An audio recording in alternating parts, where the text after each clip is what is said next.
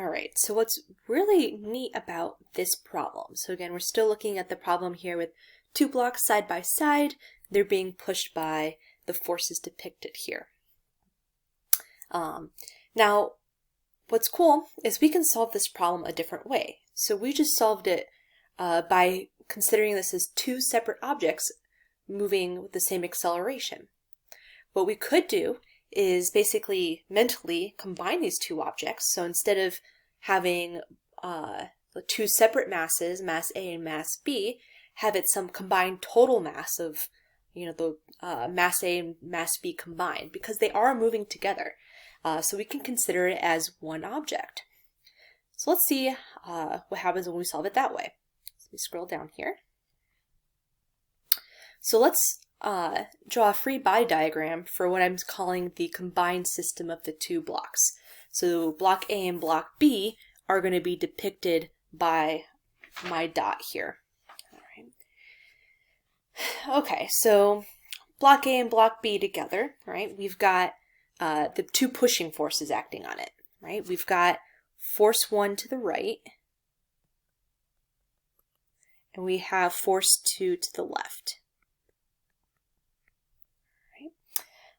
Now looking at what other forces we have, we've got a normal force and a gravitational force, right? Because the table is acting on our blocks, and the earth is acting on our blocks gravitationally. All right. Okay, so there's our free body diagram for our combined system of the two blocks. So part B here asks, well, let's apply Newton's second law to set up an equation from your free body diagram and solve for acceleration. All right, so this part here, right, looking at our free body diagram, our acceleration is occurring horizontally. So it may only be relevant to sum the forces horizontally. Apply Newton's second law horizontally. So let's do that. So we'll sum our forces in our x direction. Let's call rightward positive x still. So summing our forces, that's going to be equal to mass times acceleration, though here, let's be precise about this mass. I'm going to call it m total. So it's our total mass times acceleration. All right, so let's sum our forces. So horizontally, we have a positive F1 and a negative F2. And that's the sum of our forces acting horizontally. That's applying Newton's second law. All right, so now all we need to do is solve for acceleration. All right, so with our equation here, we're looking at this. Let's just make sure we have enough information just to solve using this one equation. Total mass, we know from the givens in the problem. Acceleration is what we're solving for, and the two forces are given in the problem. So there's one equation, one unknown. We can solve this. And we can just do that by simply dividing both sides of our equation by the total mass.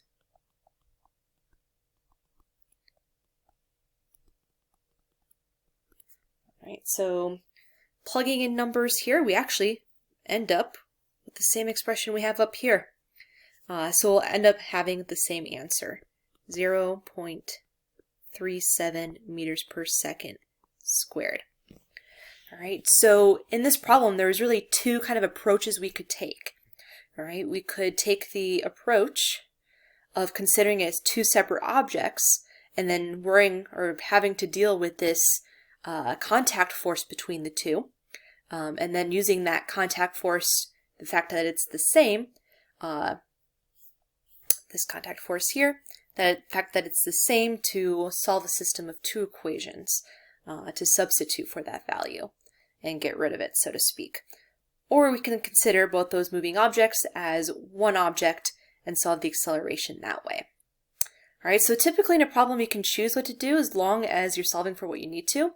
So for example, if the problem asked for us to solve for the force that block A pushes on block B with, then we would have to at some point in time use these equations and consider it two separate objects interacting with each other because, sorry, probably too much scrolling for you, but because that contact force is not depicted here when we're considering both objects in the system because that contact force cancels out. So that's where we might be limited. And I talk about all that and completely forget what my last question is here. What is the force that block A exerts on block B, and how does that compare to the force that block B exerts on block A? So to answer this problem, I actually have to refer to our previous work. Whoops. Totally did not mean for that to happen.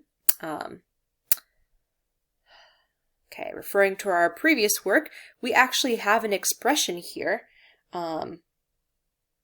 Right here, let me change my drawing tool to a highlighter. We already did the math to find an expression for that force. It's equal to the mass of block B times the acceleration plus force 2. All right, so let's go down here. Why is this happening? Scroll, scroll, scroll.